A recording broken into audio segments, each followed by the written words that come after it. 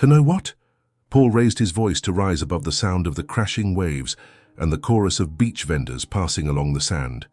This right here is proof that private resorts are better. Jake adjusted his sunglasses, leaning back on the lounge chair under the striped umbrella. A white towel, embroidered with the luxury hotel's name, hung over his shoulders. He didn't respond. His gaze was fixed on the ocean, as if locked onto a living painting. Waves breaking into white foam, children running along the shore, a paddleball soaring up and down through the air. The morning heat blended the scent of sunscreen with roasted corn and grilled cheese. A popsicle vendor walked by, shouting out deals. Another pushed a cart full of green coconuts. Amid the bustle, a young woman with sun-kissed skin approached a couple of tourists, offering homemade sweets wrapped in plastic. "Homemade candy, sir, ma'am?" Her voice was firm but polite. The couple exchanged a look, smiled and pointed at the lightest-colored candy. The man picked it up but handed her a bill smaller than the price marked on the cart. "This is what we've got," he said, his accent slow and heavy. Camilla, as Jake would later find out her name was, didn't hesitate. She took the package back, her smile touched with a hint of sadness in her eyes. "I'm sorry. That's the fair price." The couple mumbled something in another language and walked off. She adjusted the cart and moved on, back straight, showing no anger. Jake had been watching from the side of his eye, a strange interest beginning to form. Paul scoffed. "That's what I mean. Every man for himself out here." Jake didn't reply. He stood up, feeling the fine sand warm under his feet, and headed toward the ocean. The shock of the cold water made his body shiver. He dove in, closing his eyes for a few seconds, trying to clear his mind. When he returned to the shore, distracted, he didn't notice the sudden lightness on his wrist. Camilla was pushing her cart, accompanied by an older woman with grey hair and sharp eyes, Rosa. The glint of gold caught Camilla's attention, a pricey-looking metal watch half buried in the wet sand. She crouched down, picked it up, and turned it over in her hand. She immediately recognized it wasn't cheap. Jake, just a few yards away, stopped, confused by his bare wrist. He walked quickly toward her. "Is that your watch?" Camilla asked, already extending her arm. He nodded. "Yes, thank you." He pulled out his wallet from his swim trunks and took out some bills. "It's not mine." Her tone was firm, not rude but not open to discussion. "And honesty isn't for sale." Paul, who had walked over, let out a short laugh. "You should have taken the money. That watch could buy a lifetime of coconut candy." Camilla turned her face to Jake as if Paul were just background noise. Not everything has a price, and not everything should be for sale. The sentence, spoken clearly and with an almost undetectable accent, made Paul furrow his brow. "You speak English?" She gave a slight smile. "And 7 other languages. I learned right here, on this beach, selling to people like you." The silence that followed was broken by the distant sound of a lifeguard's whistle. Jake still held the watch in his hand, but what had captured his attention was the way she said it. No pride, no aggression, just a statement of fact, then moving on. As he strapped the watch back on, his eyes landed on the candy cart. In the corner, taped to the side, was a photo of a smiling little girl in front of a simple birthday cake, the candles crooked and lit. Something stirred in him, a familiar weight he preferred to keep locked away. Camilla and Rosa were already walking off, pushing the cart through the soft sand. The next day, Jake returned to the beach at the same time. Paul wasn't with him. He pretended it was just a coincidence, but he waited under the same umbrella, watching. Camilla served customers with an easy smile, her posture relaxed, almost dancing between orders and change, a striking contrast to the stern expression of the day before. Jake leaned back in the chair, realizing that, for the first time in a long while, he wanted to stay and see what would happen next. "1 coconut sweet, please." Jake's voice was low, but loud enough for Camilla to hear. She looked up from the jar she'd just closed, recognizing him instantly. The same man with the watch, now without sunglasses, revealing clear, attentive eyes. Before she could answer, Rosa appeared beside her, stepping protectively between him and the cart. "We don't have any change today," Rosa said curtly, as if that were the perfect excuse to shut down any attempt at conversation. Jake gave a slight smile. "Then I'll pay double." Camilla stepped forward, pulling a package from the tray. "That's not necessary, Rosa." She handed over the sweet and took the exact amount he offered. "Here you go." He thanked her but didn't take the first bite right away. He stood there, watching her serve other customers with that effortless grace that didn't falter with rushed tourists or bargain-hunting regulars. When she stepped away to bring change to an older woman, Jake walked discreetly at a safe distance, following the cart's path along the shoreline. He watched as Camilla and Rosa said goodbye to two boys selling bottled water, then turned onto a narrow street heading toward Leme. He followed a few yards behind, noticing how the sand gave way to uneven pavement, the smell of sea salt mixing with the scent of fried food from small bars. With each corner, the building colors changed, faded blues, sun-bleached yellows. Camilla stopped in front of a low-rise building with peeling paint and a balcony covered in plants potted in repurposed containers. She pushed the cart to the gate, and Rosa unlocked the latch with a small key. Jake, across the street, pretended to check something on his phone. He slowly crossed, watching as Camilla disappeared down the narrow corridor. A warm breeze passed, carrying the sweet smell drifting from the pots inside. Inside the apartment, she set the jars down on a table covered with a floral plastic tablecloth. Her grandmother, sitting in a rocking chair, asked how the day had gone. Nearby, a girl around 10 years old was scribbling in an old notebook. Camilla answered cheerfully, though her body showed signs of fatigue. She told them about the foreign couple who tried to underpay, about the watchman who had shown up again. Her grandmother just smiled, like someone who could already sense a story unfolding that her granddaughter hadn't yet noticed she was part of. Outside, Jake leaned quietly against a post. The smell of cornbread cake drifted from the open window. He closed his eyes for a moment, and the memory came rushing in, uninvited. He was 8 when he used to help his mom mix cake batter in the small kitchen of their Chicago apartment. The radio always tuned to her favorite station, the sound of the wire whisk scraping the bottom of the bowl, the sweet smell spreading through the air, signaling that the oven was doing its job. His mother smiling, her apron dusted with flour. It was in that same apartment years later that he got the news of her death. His father, distant and cold, decided it was time for Jake to toughen up. The boy who once helped in the kitchen vanished, replaced by someone trained to win, to profit, to compete. He opened his eyes and took a deep breath. He wasn't sure why he was standing there, looking at that balcony full of plants. Maybe it was just curiosity. Maybe it was something he didn't want to name. Camilla reappeared at the door, apron gone, her hair pulled back simply. She spotted Jake and for a moment looked surprised. Then she crossed her arms. "Are you following me?" The question wasn't hostile, but it carried suspicion. "I happened to be nearby," he said, trying to keep his voice neutral. "Wanted to see where you make those sweets." She gave a half smile, unconvinced. "Right here. And why does that matter?" Jake hesitated, staring at the gate. "Because they're good. And they remind me of something." The 10-year-old girl appeared behind Camilla, holding the notebook. She looked at him with the unfiltered curiosity of someone seeing a stranger at the door. "This is my sister," Camilla said, opening the gate slightly, "and this is my grandmother." She gestured to the older woman, who gave a small wave. Jake nodded but didn't step inside. He stood there, feeling like crossing that threshold would be like opening a door to a past he'd long kept locked away. Camilla, however, didn't seem interested in dragging the conversation out. "I've got work early tomorrow. Good night, Mr. Jake." He didn't correct the Mr. He just stepped back as the sound of the gate closing behind her echoed in the silence of the narrow street. "You need to renovate this kitchen," Jake said, like he was pointing out the obvious, leaning against the narrow doorframe. Camilla looked up from the counter where she was shaping warm coconut candies.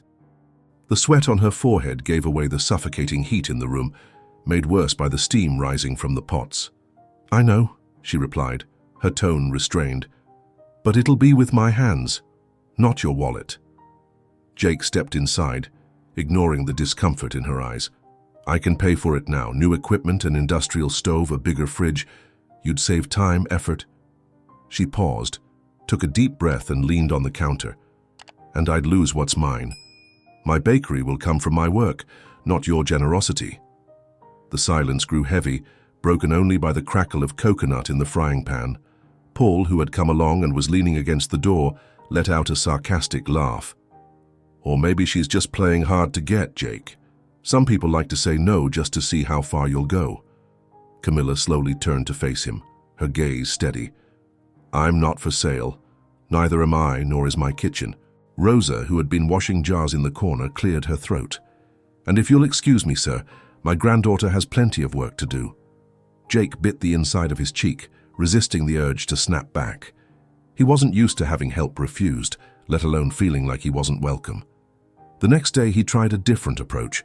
He arrived at the beach early, before Camilla had even set up the cart. When she appeared, pushing it through the soft sand, he offered to help. Can I push it to the spot? He asked, already grabbing one side of the cart. She hesitated, then let go of the handle. If you want. But it's heavy. Jake realized quickly, every step required effort to overcome the resistance of the sand. The sun beat down hard, and he felt sweat running down his neck. When they reached the usual spot, Camilla set up the umbrella and began organizing the sweets. Want to learn how to call the customers? She said, almost like a challenge. He nodded.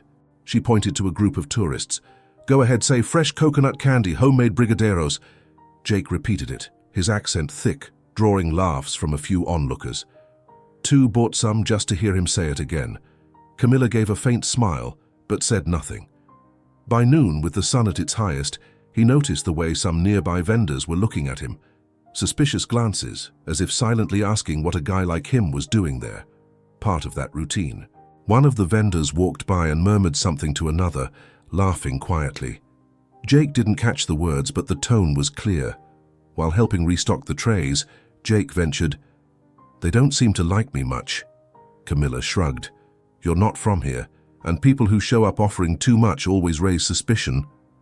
He didn't respond, but he felt the weight of her words. Late in the afternoon, when things started slowing down, she invited him to see a place.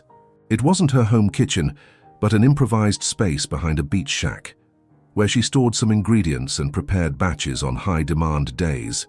The space was tight, with worn tile walls and makeshift shelves made from boards propped on bricks. In the corner, a gas burner and a wooden table scarred with knife marks. This is where the best coconut candies are born, she said with a quick smile. Jake picked up a freshly made piece, still warm. He bit into it slowly. The flavor filled his mouth in a way that made him stop. It was exactly like the coconut candy he used to make with his mom one distant Christmas. The smell, the texture, even the way it stuck slightly to his teeth. He took a deep breath, trying to stay composed. Camilla didn't notice the intensity of what was happening inside him. She just kept organizing the jars like it was any other moment in her routine. Jake set the piece down on the table, the taste still lingering.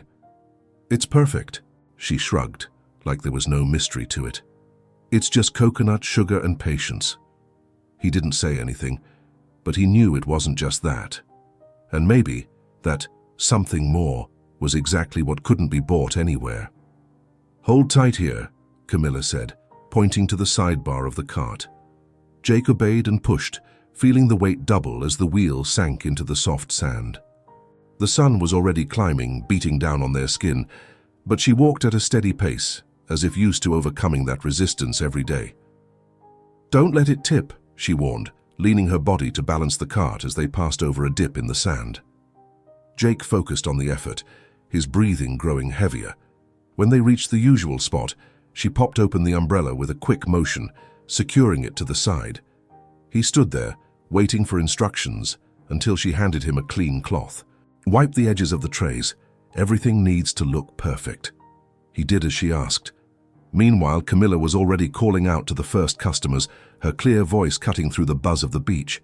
Jake watched, trying to match her tone, and gave a few words in Portuguese a try, drawing laughter and amused comments from tourists. As the foot traffic picked up, Camilla came over and spoke quickly.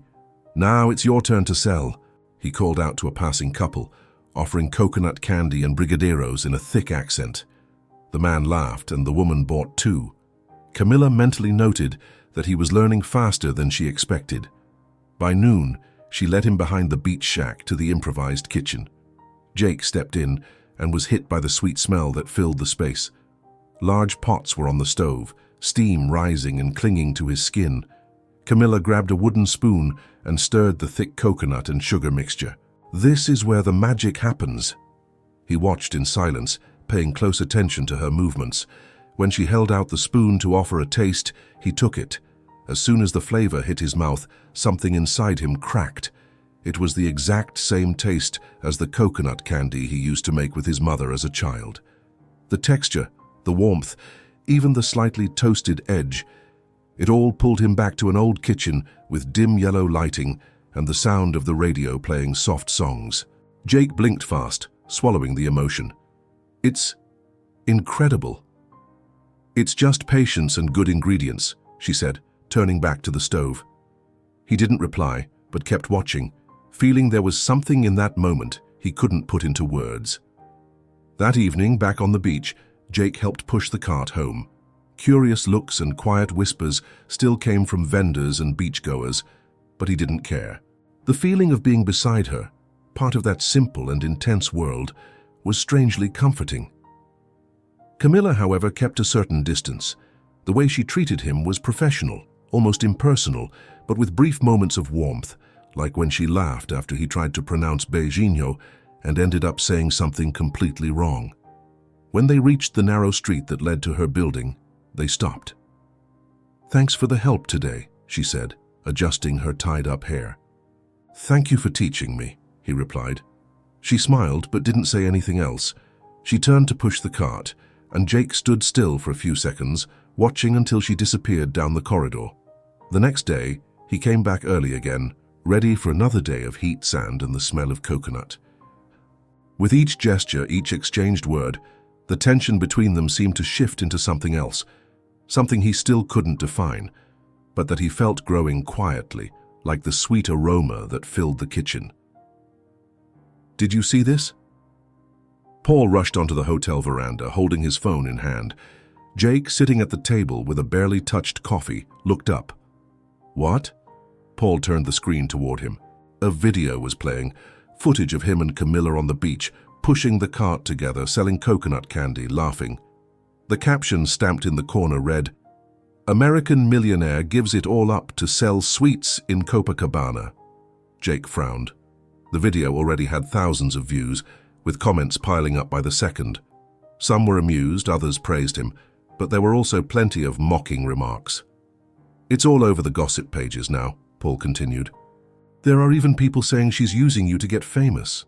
Jake snapped the phone shut and took a deep breath. "That's not true." On the beach, the fallout reached before he did. As he approached the stand, he saw Camilla already surrounded by two women who sold juice nearby. "So it's true?" one of them asked. "You landed yourself a rich gringo to bankroll your life?" Camilla sighed, brushing hair from her face. "I didn't ask him for anything." "Doesn't look that way in the videos," the other replied with a crooked smile. Rosa, standing nearby, tried to cut in. "Let's get to work. The sun won't wait." Jake stepped closer, but Camilla had already seen him. Her expression wasn't the same. It was heavy, as if his presence was no longer welcome. "Did you see what they posted?" he asked. "I did." The reply was short. "I don't know who filmed. It doesn't matter who filmed it, Jake." She adjusted the jars in the cart with quick movements. "This is my life, and now I look like some character from a viral story. People are going to talk no matter what. Which is exactly why I need you to step away." She raised her face to meet his, firm. "Before everything I've built gets reduced to some joke about a vendor who bagged a millionaire." Jake stood there, feeling the weight of her words. "Camilla, I just wanted to help. And I'm grateful. But this isn't how I want to be remembered." The silence that followed was broken by a customer calling out. Camilla turned and served them, without looking at Jake again. He stood there for a few more seconds, then turned and walked away across the sand, the sound of the waves blending with the murmur of vendors. Each step felt heavier, like the sand itself was trying to hold him back. As he moved farther, he noticed the beach, once vibrant, now felt strange, like everyone was watching him. The looks weren't just curious, they were judgmental, and that bothered him more than he wanted to admit. He walked to the boardwalk and leaned against the railing, looking out at the ocean.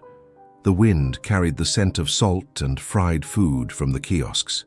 The city moved on, alive and indifferent, but he felt that something essential had broken between them. The next day, he didn't show up at the beach. He spent the morning in his room, phone on the table, notifications exploding. The story kept circulating, gaining traction on websites and social media. The more he saw, the more he realized he had no control over any of it. Down by the shore, Camilla worked as usual, but her expression was tighter. Some customers asked about the coconut candy millionaire, and she brushed it off, changing the subject. Other vendors whispered, and Rosa made a point of shutting down any gossip, doing her best to protect her granddaughter. That night, alone in the makeshift kitchen behind the kiosk, Camilla stirred a pot of brigadeiro slowly. The sweet smell rose, but it didn't bring the same joy as before. The image of Jake by her side, struggling to say fresh coconut candy in his heavy accent, crept into her mind against her will, and she hated to admit she missed it. Meanwhile, back at the hotel, Jake stood by the window, watching the lights shimmer across the sea. He knew somehow he had to fix what had happened, but he also knew that showing up with more money or offers of help wouldn't be enough.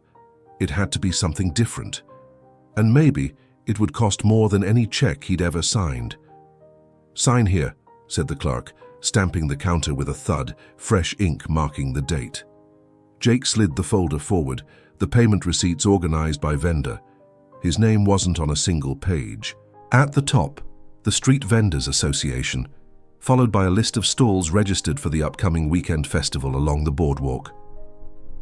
"Everything settled?" he asked in a low voice. "All of it." The clerk flipped through the pages, checked receipts, scanned the stapled spreadsheet. "Permits cleared for all registered vendors. Will there be a structure check too?" "Already on its way." Jake gathered the folder, slipping it into a plain backpack with no logo. "Just listed as cleared by the association. No named donor." The man raised an eyebrow, curious but didn't press. "Next." The door clicked shut behind Jake as he stepped into the stifling hallway. Outside, the sun was already blazing. He called the supplier he'd contacted the night before. 15 white tents, standard 3x3 meters, he said, like reciting a checklist. 20 stainless steel tables, 4 portable sinks with water tanks, hoses, soap, paper towels, 30 coolers and ice, 3 fire extinguishers per row, 2 small generators, simple lighting, no brand names, no banners, invoice under the association. "Delivery before dawn," the voice on the other end confirmed. 4 a.m., festival site, boardwalk near the lifeguard post. "I'll be there." He hung up and exhaled, feeling his pulse in his temples. This wasn't about grandeur. It was about setting the stage, getting things running, without showing up. The next morning before sunrise, the truck pulled up to the loading area, brakes hissing. Workers jumped out, pulled back the tarp, and the sleepy street filled with the clatter of metal frames. "Let's move fast," Jake said, grabbing the first tent pole. "This row goes here, aligned with the curb." The workers eyed him, the foreigner in a plain t-shirt and cap. One of them, short and stocky, nodded. "Got it." The first tent rose in the dark, its legs weighted with sandbags. Then the second. Then the third. The pace picked up as their muscles warmed. Jake pulled, stretched canvas, secured edges with zip ties. The sky began to lighten, the horizon shifting out of purple. The portable sinks arrived. Jake placed 2 at each end, hooked up the water tanks, tested the taps. Cold water flowed. He filled the soap dispensers and taped up a simple sign. "Wash hands. Mandatory for food handling." "Who's the sponsor?" one helper asked, nodding at the neat rows of tents. "A guardian angel." Jake didn't stop working. "Invoice goes to the association." The man shrugged. "Better that way, less ads, more work." By 5:30 a.m., the first vendors began to arrive, people with carts, trays, boxes, pots wrapped in cloths. Confusion flickered across their faces before the questions started. "Where's the bureaucracy line?" joked an older man in a cap, his churro cart creaking. "Permits are with the association," Jake replied, pointing to the support table by the central tent, where a short woman with glasses on the tip of her nose was checking names off a list. "All cleared," she called out, stamping with gusto. "Grab your spot and start setting up. If you didn't bring an apron, grab one from the box. Gloves, hairnets, we've got it all. Today we do it right." The buzz grew. A pastel vendor clutched her license like someone might snatch it away. A guy with a box of brownies smiled in disbelief at the spotless tent waiting for him. "Where'd all this come from?" asked another, suspicious. "Association pulled some strings," said the woman at the table, stamp already in motion, "and an anonymous angel who didn't want a name." Jake stayed back, letting it unfold. He moved behind the setup, where coolers needed ice. He tore open bags, dumped in cubes, sorted the rows by product. Then he coiled an extension cord for the generators, checked the voltage, taped it under the tents to avoid tripping. When the sun finally crept above the buildings, the street looked transformed. White canopies cast shade, stainless steel tables gleamed, and a line had already formed at the sinks. The smell of hot oil mixed with fresh coffee from thermoses. "Need someone at the sink, now!" shouted the lady with glasses. "We've got pans to scald!" Jake ran. He filled one of the basins with hot water, hauled over large pots, their edges crusted with caramelized sugar and toasted coconut. He put on gloves, dunked the first pot, and started scrubbing with sponge and brush. The water turned warm, then hot, splashing onto his arms. He shifted position, leaned his hip against the sink for leverage. The metal scraped, the burnt sugar smell loosened from the surface, stubborn. Scrub, twist, rinse, stack, repeat. "Got this one?" asked a thin vendor in a grey shirt, holding a big pot. "It's from the coconut batch, burnt on the bottom." Jake took it with both hands, feeling the dense weight. The rim was dark, nearly black. He placed it in the water and attacked it with the brush. It took over 10 minutes before the foam ran clean. "Thanks." The guy grabbed it and ran, barely making eye contact. The stack of pots didn't shrink. Jake locked into a rhythm he remembered from another life. Repetition, focus, clear goal. Scrub, twist, rinse. A woman handed him a dented lid. He straightened it carefully. A teenager brought a cracked bowl. Jake swapped it out without a word. At some point, Paul appeared at the edge of the street, watching. He didn't come closer. His eyes took in the scene, his friend in a damp apron, hair slicked to his forehead from the steam. Then he turned and disappeared into the crowd. "Need a refill?" Jake called, holding up an empty water tank. Someone brought another. He locked it in, tightened the valve, tested it. The wind shifted, carrying the smell of distant rain, though the sky stayed clear. The light sharpened. The first customers arrived. A soft tune played from a radio. The vendor corridor came alive. Coconut candies, cakes, empanadas, pastel, sugarcane juice. Jake stayed in the back. Hauled trash bags, swapped dish towels, restocked paper towels. When a gas tank needed changing, he shut the valve, twisted the seal, checked for leaks with soap. An older vendor with a white beard smiled. "You pick things up fast, my friend. I'm just helping. Feels like you're one of us."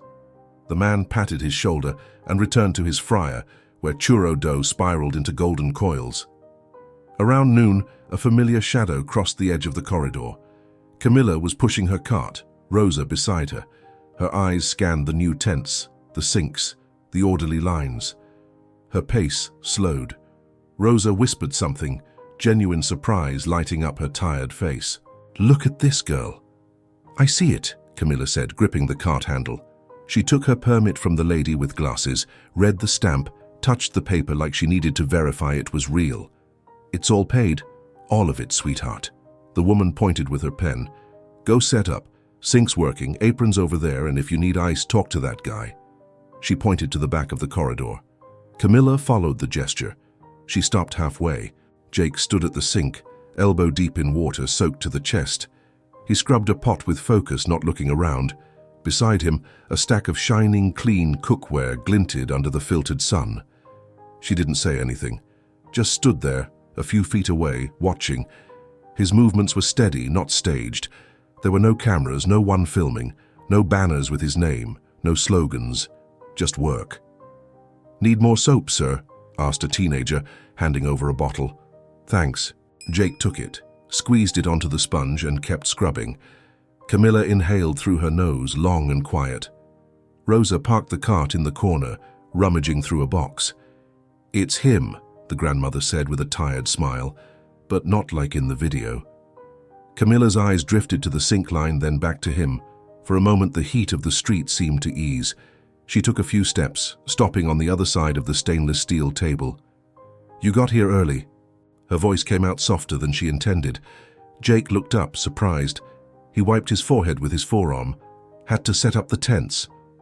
"Who paid for the permits?" Her eyes searched for hesitation. "The association took care of it," he said, steady. "And someone made a donation." She held his gaze, noting the grip on the brush, the red mark on his arm, the sugar under his fingernail. Then she walked to her tent, tied on her apron, pinned up her hair, washed her hands. "Rosa, start with the brigadeiros," she called, voice firm again. "I'll handle the white coconut."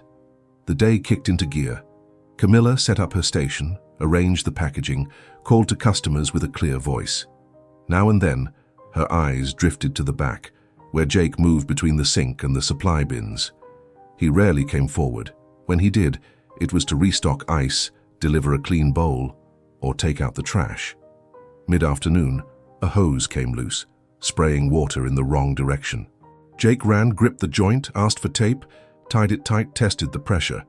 The sink line resumed. No one applauded. They didn't need to. An event official walked by, checking extinguishers, hygiene, clear paths. He scribbled on a clipboard. "Clean setup today. Who did the layout?" "The association," Jake said, installing a new paper dispenser. "Nice work." The inspector moved on. By late afternoon, as the sun hit the buildings and shadows stretched long, Camilla made her last sale and tucked the money into a small tin. Rosa packed the final jars. The once busy street began to wind down. Jake was still at the sink, washing the last pot, when he heard footsteps stop beside him. He shut off the faucet, let the water drain, and turned. Camilla was there, holding an empty container like an anchor. "I saw," she said simply. He waited. "I saw you here since early morning," she went on. "I saw that no one knows your name, no logos, no photos, no ads, just work." Jake looked down at his hands. "That's what I had to give." She nodded once, slowly. "Thank you." The words settled between them, clean as the rinsed pan. There was no promise, no declared forgiveness, just a stretch of organized street, vendors working, sinks running, and a distance that, for the first time in days, seemed crossable. "There's more tomorrow," Camilla said, slipping the empty container into her pocket. "We'll need help at the sink again." "I'll be here." Jake placed the basin on the rack, double-checked the faucet, and without another word, hoisted a trash bag over his shoulder. The street returned to its usual end-of-day hum. The tents flapped in the sea breeze. The sky turned to a low, golden hue, and the first lamp lit up. Camilla returned to her stall. Rosa locked the tin in her bag. Jake moved away, carrying the weight, his steps steady. The festival continued, and the night still had work for everyone. Camilla lifted her gaze for a moment, watching him disappear between the tents. She didn't say anything. She didn't need to. She had seen, and for now that was enough. "Close that tarp now," one of the vendors shouted, his voice cutting through the noise of the street, sharp with urgency. Jake dropped the sack of sugar he was carrying and ran to the side of the tent. The wind was already picking up, lifting grains of sand and ripping posters from the stalls. In the sky, a dark grey mass was moving fast, swallowing the blue in a heavy sweep. The first raindrops fell thick, releasing the scent of wet earth mixed with hot oil. Camilla, wrapping brigadeiros at the counter, looked outside and frowned. "This is turning into a storm." She dropped the package and ran to help Rosa pull the boxes inside. A thunderclap cracked close by, shaking the ground. Within seconds, the rain came down in sheets, driven sideways by the wind, soaking everything. Jake held the tarp with both hands, the fabric shaking like a sail in a storm. "Tie it here," he shouted to a vendor running past. He got a piece of rope and quickly double-knotted it around the mast, securing the structure. Water started to pool along the edges of the tent. Jake grabbed a broom and pushed the weight out, preventing the tarp from collapsing. Another gust of wind rocked the row of stalls. One of the back tents broke loose on one side and began to tip. "Grab that one," he yelled to two young men. He ran over himself, lowered the mast, and dug his feet into the soaked sand. The tarp flapped violently, threatening to break free. With effort, he locked the pole back into place and tied it down. Back at Camilla's tent, he saw some of the candy boxes already wet. Rosa was trying to dry them with towels, but the wind pushed water through every gap. "Let's get everything up on the table," Jake said, lifting 2 boxes of coconut candy onto the highest shelf. "The brigadeiros, too." Camilla held a stack of packages and glanced at him, her face wet, not just from the rain. "If we lose this, we can't make more in time for the festival." "Then we won't lose it." The words came out firm, almost like a command. He grabbed the smaller tarp they used to cover the cart and stretched it over the table, creating an extra layer of protection. Then he stepped back outside to check the side supports. The ground was slippery, and the wind felt stronger by the minute. The sound of something falling made Jake turn. A wooden panel used as a divider between stalls had collapsed and split in half.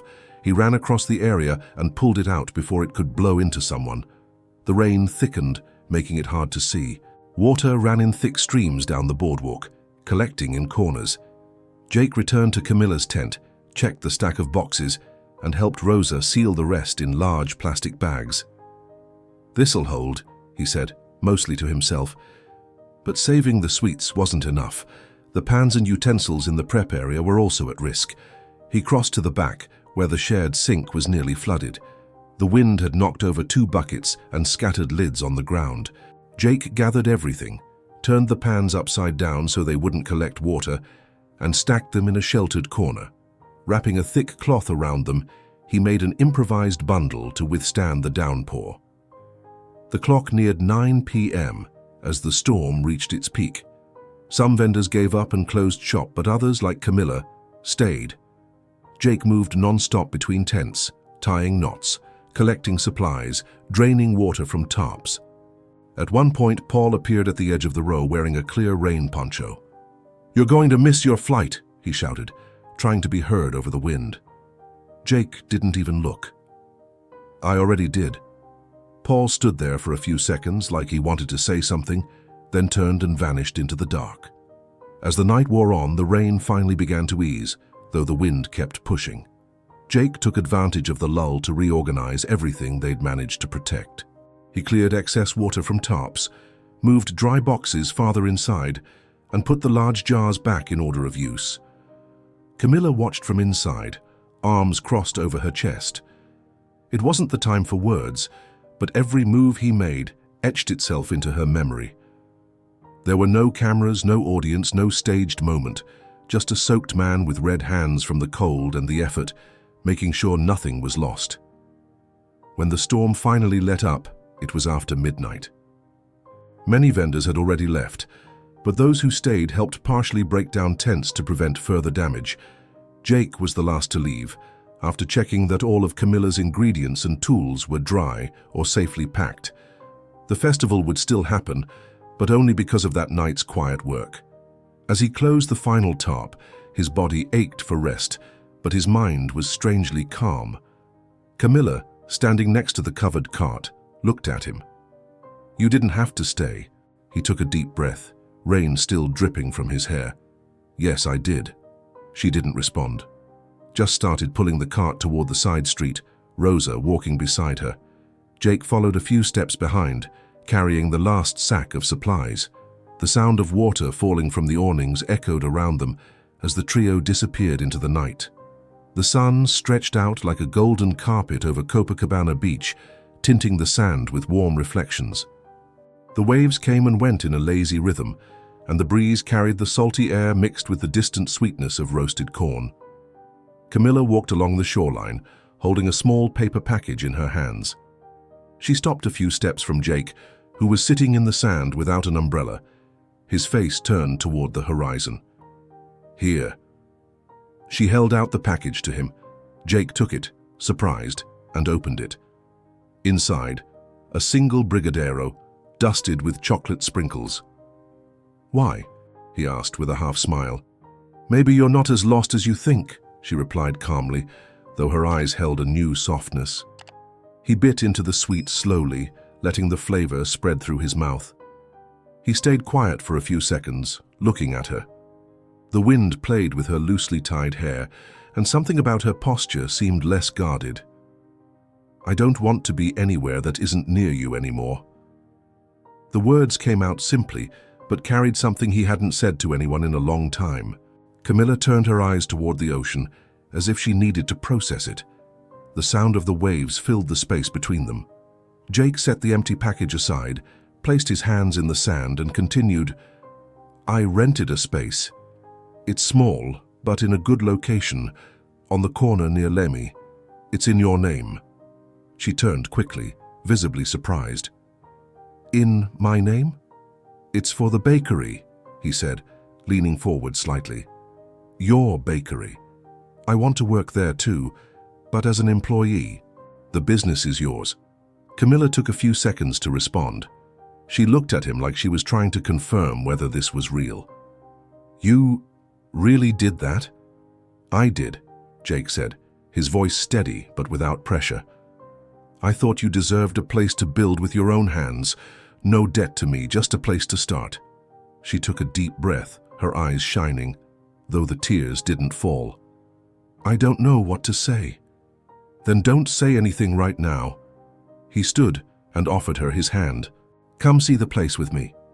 On opening day, the little bakery already smelled sweet, the scent escaping through the open glass door. The simple sign with the name Camilla had chosen, Sweet Horizon, gleamed in the morning light. Inside, customers filled the tables, chatting and laughing. In the display case, brigadeiros, coconut candies, quindins, and cakes shared space with honey cakes wrapped in colorful paper. Camilla, wearing a clean apron and a light smile, arranged the sweets while greeting the first customers. Behind the counter, Jake wore the same apron, cutting slices of cake to serve to a table. "Table 3, 2 coffees and 1 slice of carrot cake," he said, handing the order to the girl helping out in the dining area. Rosa sat near the window, watching the bustle with a satisfied expression. Camilla's sister helped pack up orders, her hair tied back in a high ponytail. The crowd grew, and the sound of voices and laughter filled the space. Outside, some people stopped to read the sign and peek at the display before coming in. Camilla passed by Jake, holding a tray of coconut candies. The two exchanged a quick glance, no words, but full of understanding. While a customer praised the taste of the brigadeiro, Jake leaned over the counter to listen. Camilla, beside him, laughed at something an older woman said. The scene blended with the smell of sugar and coffee, the soft warmth of the morning, and the light reflecting off the pale walls. And so, amid hurried steps, lively voices, and shared work, they continued, side by side, building something that couldn't be bought, only lived. Hear what it meant to you. Remember to hit the like and subscribe buttons. This is really important for the channel. Really important. And if you're ready for another story of love and hope, click the first card or the second one to watch the full playlist. See you there.